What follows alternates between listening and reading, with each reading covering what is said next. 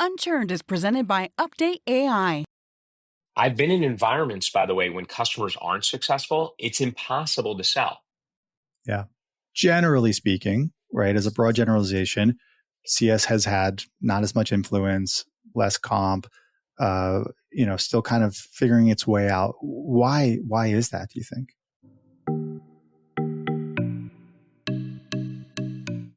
Hey, everybody, and welcome to this special edition of Unturned. I'm Josh Schachter, your host. And this is a really special edition because this is the first time that we are going behind the scenes as Unturned and talking to revenue leaders. And I am so happy, so delighted to have a leader from an amazing company on the show today with me today. I want to introduce everybody to Brian Weinberger. Brian is the CRO at Sisense. Brian, welcome to the program. Absolutely. I'm fired up to be here. Awesome. So yeah, please go. I thought you wanted a quick background on like my journey to CRO. Yeah. So, like a true salesperson, just jump into it and take over that talk ratio. Go, Brian. I want to hear all about your background. We've got lots of people aspiring to be in your footsteps. So I want to hear all about your background to that path. Absolutely. Yeah. We should listen first in sales for sure. But basically, yeah, I've been in sales leadership for 28 of my 30 years. So carried a bag for 2 years, moved into management. My career started at a company called ADP, the payroll company. Never heard of it. Exactly. And then worked my way through CRM for a long time, about 20 years in the CRM space, 7 years at Salesforce. When I left Salesforce roughly 7 years ago, I've been on a journey to get to this seat. So it's been ups and downs, but amazing. What a fulfilling career. Now, I've always heard that actually Salesforce has some of the most like just buttoned down, honed process, and it would make sense as they are the chiefs of the industry. Was that just an incredible place for you to go to grow your chops? It was unbelievable. Yeah. I mean, I'm still in touch with a lot of the sales leaders from my time there. I would describe it as this, like for 12 years, I was running like a consulting company that we did implementations of tech. And I was like, wow, we're doing this amazingly well. I have this tremendous process. I have the sales playbook. I've hired the greatest salespeople. And then I hop over to Salesforce and I look around. I'm like, oh my God, there's like 400 people like me doing the same thing. So it was quite remarkable, super fast paced there. And just a well-oiled machine of sales people and leaders. Competitive? Was it very competitive amongst peers? Very. Yeah. I kind of coined this phrase of co-opetition. So like the way it would operate is if, someone else closed a deal, especially in the vertical teams. I was in industry teams, financial services, retail. If you closed the financial services deal, it would only help you win the next deal. So even though you were competitive with the person in the other cube, I worked at a time where people sat in cubes. But basically, when you close the deal, you would look around and you would leverage that for the next deal. So I called it co-opetition. Oh, interesting. I think anywhere where you have A players just makes it like it just brings your game up so much. But it also can be taxing because you are in a co-opetition with people that are all A players. I was at BCG, Boston Consulting Group, and it was no different. You're only as good as the last case you were on, right? And and you're all Ivy Leaguers and whatnot, and high achievers that are just leveling each other's game, but also wearing each other down at the same time. Let's talk about your new role. You've been in this role as Chief Revenue Officer at Sisense for 6 months. Congratulations on that. It's a wonderful company, a large company. And so tell us a little bit about, for folks that may not be as familiar, I know many folks are, tell us about Sisense, and then want to talk a little bit about the mandate and purview of your role. Perfect. Yeah. So the category we sit in is embedded analytics. Basically, other products, software products, consumer-facing applications, they'll leverage our technology to give better analytics experiences to their users. So let me take you through the journey of like this category. Way back in the day, companies would create custom reports for their clients. Like they would cobble together in a manual fashion, like PDF type reports. And, a large customer like Coca-Cola would say, hey, we need this report from your product, and the company would put it together in a manual way and send it out. Fast forward to like this automated world where companies like Salesforce, right, had dashboards and reports baked into the product. And so that's where Sisense thrived, is baking in dashboards and reports. And then we want to take everybody to the next step, which is modernizing their analytics experience. Like think of hovering over records and getting insight without having to click. So basically bringing analytics to the user versus the user having to navigate to dashboards and reports. When I hear that, I hear AI, I hear agentic workflows. I hear a really fun future for what you guys are up to. It's exciting. I mean, it's sort of the consumer market has been kind of leading the way. You know, whether you watch a movie on, basically Prime, Amazon Prime, if you notice the scene, it'll show like who the actor or actress is at the bottom. That's sort of popping up some insight, or maybe you want to voice, hey, how old is George Clooney? It gives you the age, right? Like that's kind of AI and insight. So taking that consumer behavior, or like I think of fantasy sports, of course, you hover over an athlete, it gives you like, you don't have to click to see information, but basically bringing that to the B2B world, right? The enterprise world. So that's kind of the next step in the evolution. And Sisense is really well positioned to do that because we kind of marry, we're the best of both worlds. We allow creators and builders to create custom experiences, but we have a rich platform underneath it that has AI services, security-based, role-based services, data modeling services, et cetera. So you don't have to really know under the hood about analytics. You just can create on top of it. Interesting. All right, my mind is wandering now. Have these ideas? You may not. I never told you about UpdateAI, but we're all about helping, sales and post sales on the meeting management of their conversations with customers. And I'm thinking to myself, what information could you pop up in real time as somebody's having a conversation based on that data being fed to them? That could be interesting. Which we're going to get into, and I'm excited about it. But like the whole like AI in sales, AI in customer success, like where it fits in. Yeah. Yeah. So tell us a little bit about, the organization. We talked about what you guys do to the extent that you can, right? People want to know the size of the company, whatever, any rough revenue numbers or something like that, just to give people a sense of scope as we talk about some of the lessons you've learned. Yeah. The scope of the company, and then also the scope of your role as well. Absolutely. Yeah. So our primary customers are software companies. So we work with a lot of medium-sized software companies, sort of south of 1,000 employees. And then what I call digital native brands. So one of our clients is USA Swimming. So if you went to usaswimming.org, their insight or their analytics is powered by Sisense. And then basically I run sales and CS. We're 400 employees, roughly $150 million in revenue. And the company is 400, or your org is 400, the company. So my org's about 30% of 400. So okay, got it. Call it 120 employees. Which entails, sales leadership, sales operations, sales enablement overall, solution engineering, and then on the customer success side, CSMs, the CSM leadership. We have what we call field engineering, FES. I have TAMs, solution consultants. So it's a really exciting role and an exciting opportunity. I also have partners. So we have a partner ecosystem that does our implementations. We have some resellers, and we have some tech partners as well. So awesome. I report to the CEO, and it's, we're a global company. So how, and this isn't something that I had given you light on before, but as you're talking about the post sales and the pre sales rolling up to you, how does that help in the organization? Like, how do you think that mends and bridges the two functions working together, having them roll up to you directly? Yeah. I mean, I think it's simple yet complex, but the simple part of it is we not only want to like land new customers, we want to land them for life. Mm-hmm. I mean, and that's something, by the way, that was a total Salesforce thing. We called it CFL, customers for life.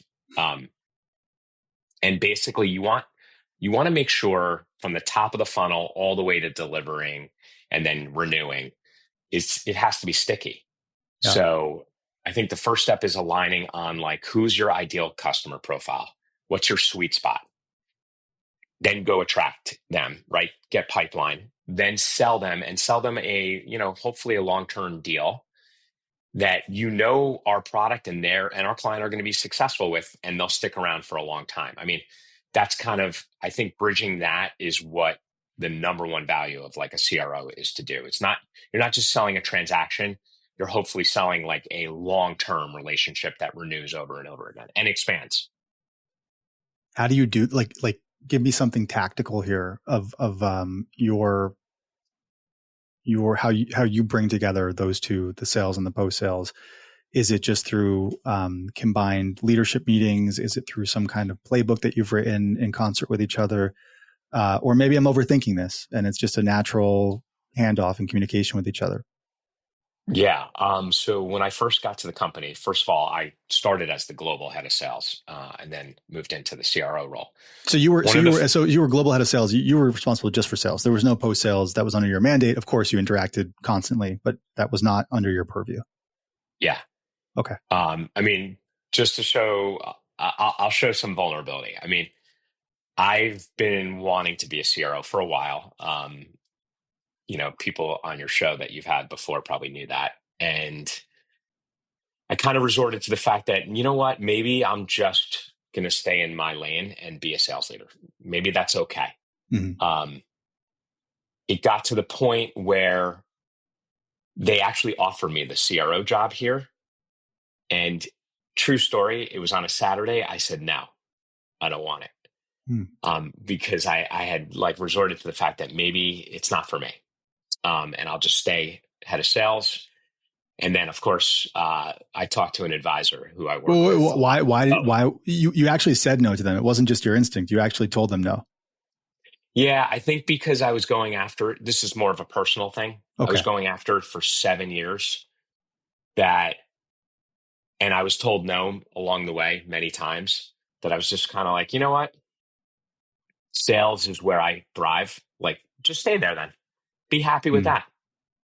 Mm-hmm. The reason I'm bringing that up is one of the first things I implemented a lot of things when I came to Sisense. And one of the critical items I implemented was this strategy called land with a plan. I didn't invent that. I heard it at one of my other startups. We did it quite well, but you hear land and expand, which is very salesy, very tactical and transactional. Right. It's not a good behavior to have. So land with a plan is a much more effective, hey, like get on the same side of the table as the prospect or new customer and partner with them. Well, it sounds like land and build a success plan. There you go.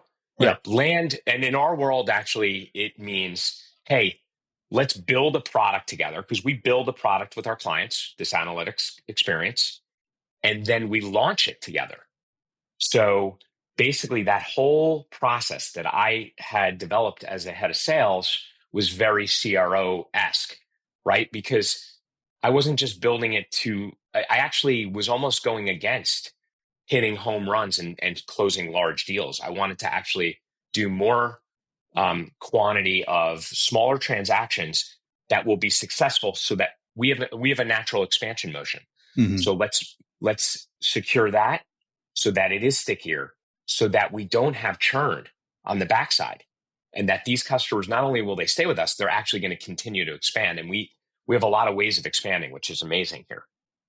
So that land with a plan, I believe, is one of the reasons why it was such an easy move for me to go into the CRO role. And you asked about like a tactical item. That's it. Because the CS team was like, oh, wow, this isn't just your classic sales leader who's trying to, hit everything out of the park. I wanted to create a sustainable business that we can scale and last forever. What did your advisor, you said the person you had spoke to after your knee-jerk no, what did they say to convince you to take that role? It was pretty simple. And he's incredible, by the way, Tony Rodoni. So Tony had... Is that a real name? That's a fake name. Tony Rodoni? Tony Rodoni is the most real name, real person in the world. He was one of the most amazing leaders at Salesforce, and he took me in when I first started. I didn't even report in his group, and he became a mentor for me. And then fast forward, and I know Brett Queener was on your show. Brett was on the board of my last company, and we looked at each other. He said, "You need an advisor," and we both kind of said Tony Rodoni at the same time. And so Tony became my advisor, and basically I called him and said, "Hey, they want me to be the CRO. I'm not sure at Sisense." And he said, it's not your decision. You were told to be the CRO. And by the way, Brian, you've been wanting this for years. What are you talking about? Right. Now they gave it to you. So yeah, I kind of had a moment of lapse in judgment, I'd say. Hey, everybody, it's Josh. I'm taking a quick break from the podcast to tell you a bit about UpdateAI. I started UpdateAI to solve two major challenges for CS teams. The first is that we save CSMs 4 to 5 hours per week with our productivity through AI.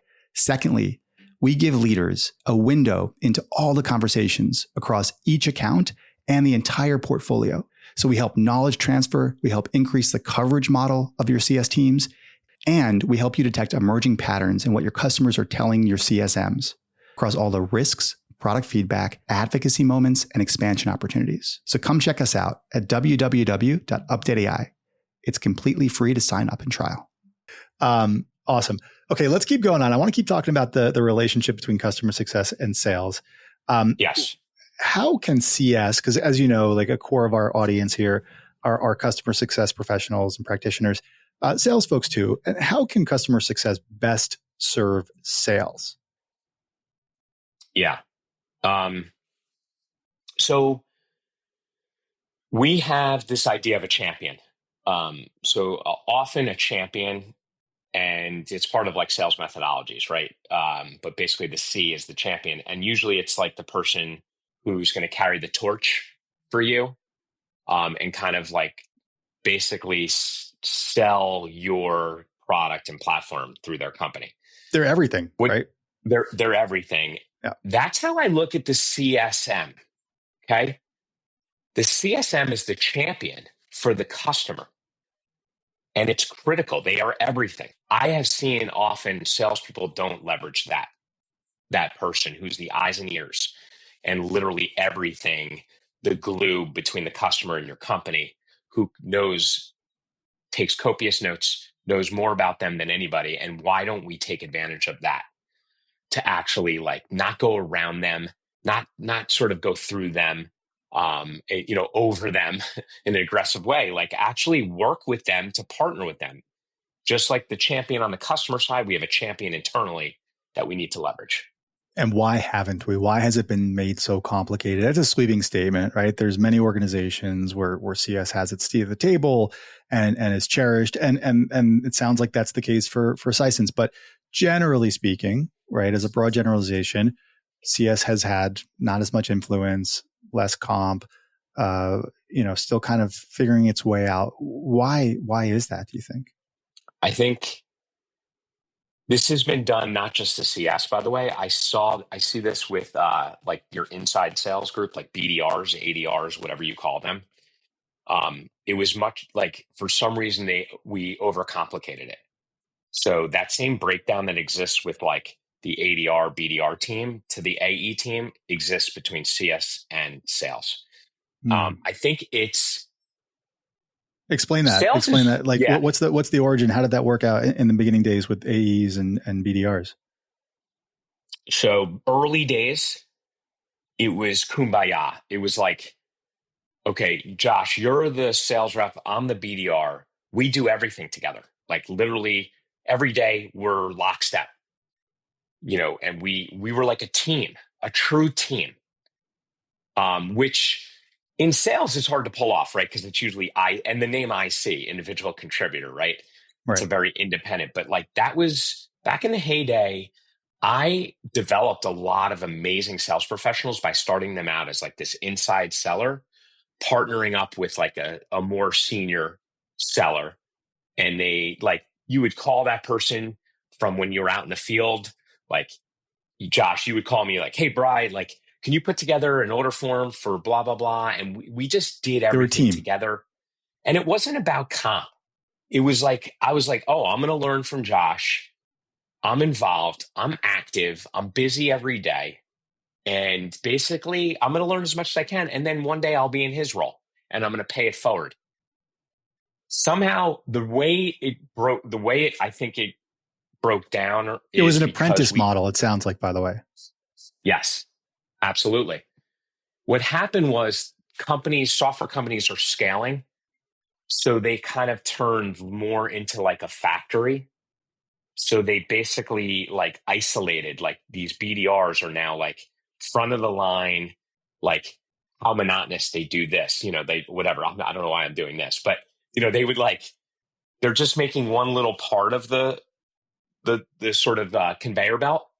And then it got to the rep and they did their job. And I believe the same thing is now happening when you go down the line of post sales. So when it used to be like, the whole idea of customer success really should have been the sales team should be like, I want customers to be successful, because I've been in environments, by the way, when customers aren't successful, it's impossible to sell. Yeah. It may not be like a direct hit on a daily basis, but over a long period of time, when you have customers that aren't successful, it's impossible to land the next deal, because you want to leverage.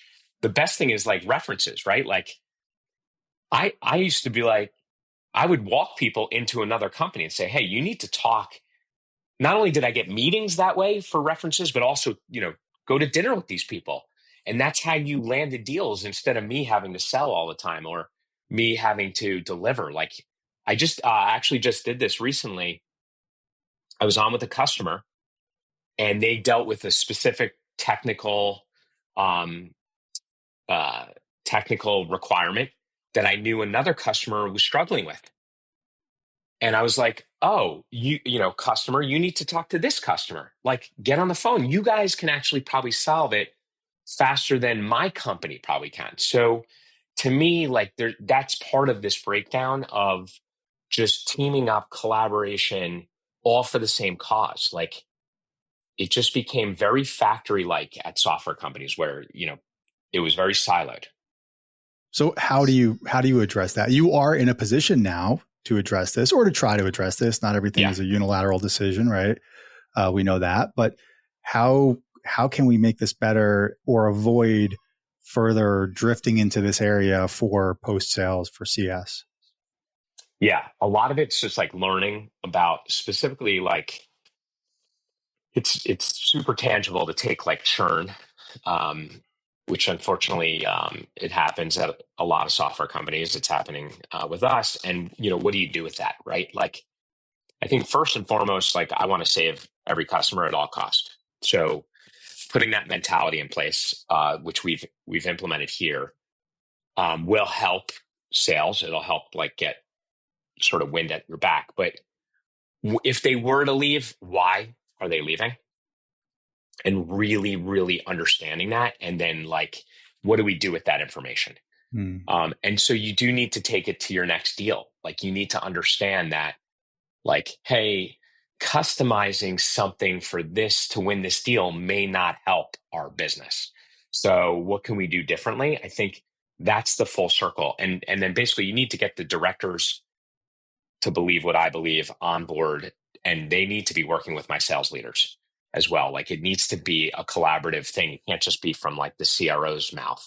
I can't be everywhere, right? So we have to kind of have leaders of CS really understand our sales process, who our ICP is, how we sell. And that handoff is huge, right? Because that's like, in our business, it's the plane taking off. Like you really have to have someone from CS who's starting to work with the prospect before they even sign, so that they own like, hey, now I know what they're trying to do, and I'm going to own getting them built and successful all the way to the back. So I think it's like this full cycle of learning, and then obviously making sure everybody knows this entire full process. Not Last easy. question. Yeah, no, it's not easy. It's not, if it was easy, it would be solved by now, but clearly it's not easy. Last question around AI, right? That's the hot topic of the year, of the decade, of the rest of our lives. What excites you the most about AI as an enablement tool for your team? Yeah. So I'm going to talk out of both sides. I always liken the idea of like a process, like sales all the way to CS, as like, and my team knows this. We're making tomato sauce. Okay. Oh, back to Tony Radoni. We're making some tomato sauce because the sauce is like the finished product. But like, if you know, like tomato sauce it starts with the tomatoes and you want to make sure they're ripe. And then you basically, turn it into sauce. But like, basically, that's a machine. And so in my mind, I've wanted to create a machine. We've said it's like a people machine, but the reality is it's hard to create the machine. I believe AI helps us become a machine. And how and why? Follow up. AI can help us do that. We become more reliable. Clients don't want to talk to someone who doesn't show up, right? So reliability, summarization. Hey, I heard what you said, Josh. I'm going to basically put it back in a summary, but AI could do that for you really well. And then automating, basically, if this happens, do this, telling us what to do. That's kind of the machine part of go to market. And then you can layer your finesse and your style and your art, right? That's really where we can have the skills developed at the art side, and then AI can take care of like the process and the scaling of it. Ryan, this was an awesome conversation. So great to hear about your own background, what you guys are working on at Sisense, the conversation of how you're bringing together sales and post-sales. Really appreciate you taking the time to impart your wisdom for our audience. Tons of fun. Thanks, Josh. Thanks.